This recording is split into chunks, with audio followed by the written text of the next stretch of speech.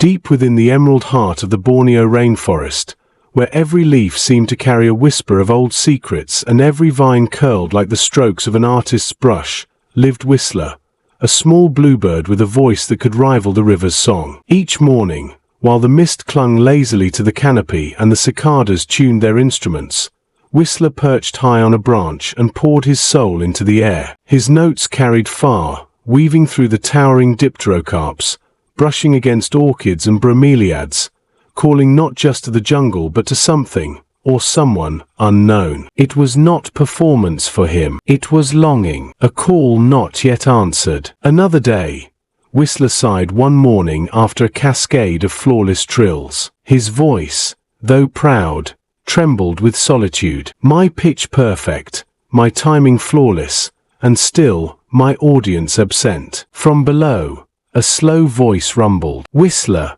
must you be so loud? Some of us do not need an alarm to wake us from our dreams. It was Sloth, his heavy-lidded friend, draped across a branch like forgotten moss. It's called art, my slow-moving friend, Whistler replied with a toss of his feathers. You wouldn't recognize talent if it perched on your nose. Sloth blinked, unimpressed. Talent or not, you're still single. Maybe the problem isn't the audience. Whistler turned away, feigning indifference, but Sloth's words stung, because deep inside, every note he sang was a prayer, a beacon for connection. And though the forest was alive with chatter, laughter, growls, and screeches, none of them ever seemed to answer his true call. But fate, as it often does, had been listening all along. That day, while testing a new melody, Whistler lost his balance on a slick branch. With a squawk and a tumble, he crashed into a tangle of ferns and leaves. Hello, is someone there? His voice wavered. If you're a predator,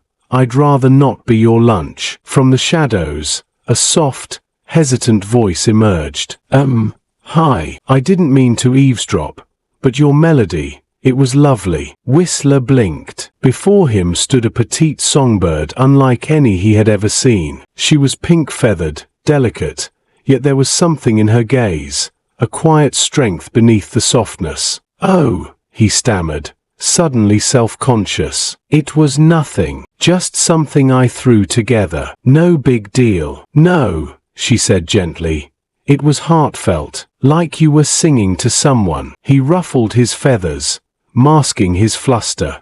Well, maybe I was. Are you new here? I've never seen you before. She nodded. I arrived just this week. I used to live near the coast, but it was too noisy. I felt invisible there. The rainforest, it's different. Alive. Here, every sound matters. Whistler smiled, unable to resist a teasing tone. Careful with words like that. If you get too poetic, the fireflies might follow you around. She laughed, soft and musical. You're good at this. Obviously, you're a whistler. And you, he said, studying her closely, have a tone of your own. Sweet, but with an edge, like a secret waiting to be told. Her cheeks flushed beneath her feathers.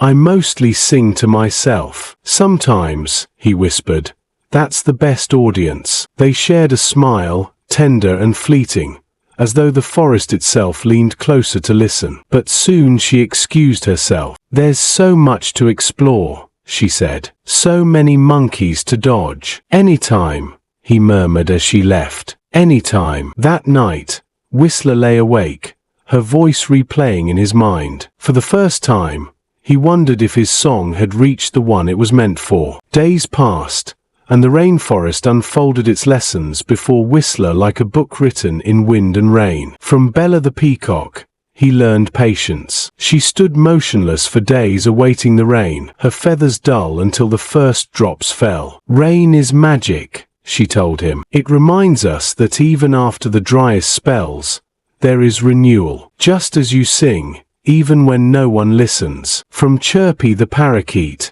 he learned joy. Life's heavy sometimes, Chirpy chirped with irreverent cheer. But laughter, Whistler, that's on you. You've got to grab it. Make your own fun. From Hoot, the ancient owl, he learned to listen, not just to sounds, but to stories. Every note has meaning, Hoot said. But to hear another's truth, you must quiet your own. And then came the moment he could not ignore, the song of the pink bird echoing faintly through the trees. She was calling, not his name, but something deeper, a melody that mirrored his own. Guided by Hoot's wisdom, he followed. When at last he found her, she smiled knowingly. You've been hard to find. Were you planning to keep me chasing forever? And you, Whistler replied, his voice softer now.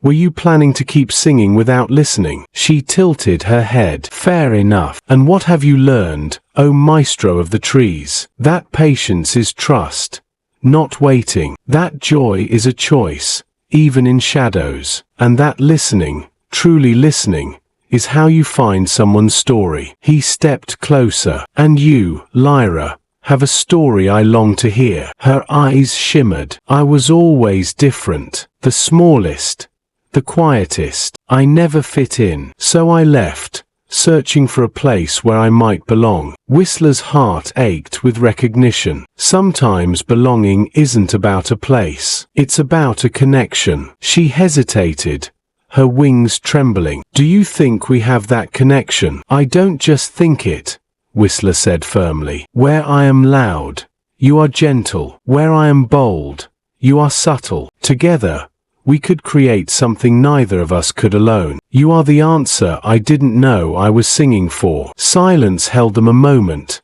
sacred and golden. Then Lyra whispered, when I first heard you, it wasn't just a melody. It was a call. For the first time, I felt seen. Then let me ask, Whistler said, voice steady though his heart raced. Will you be my bride, Lyra? Will you let me be your melody? She smiled, radiant as the dawn. Only if you let me be your rhythm. The rainforest erupted in applause.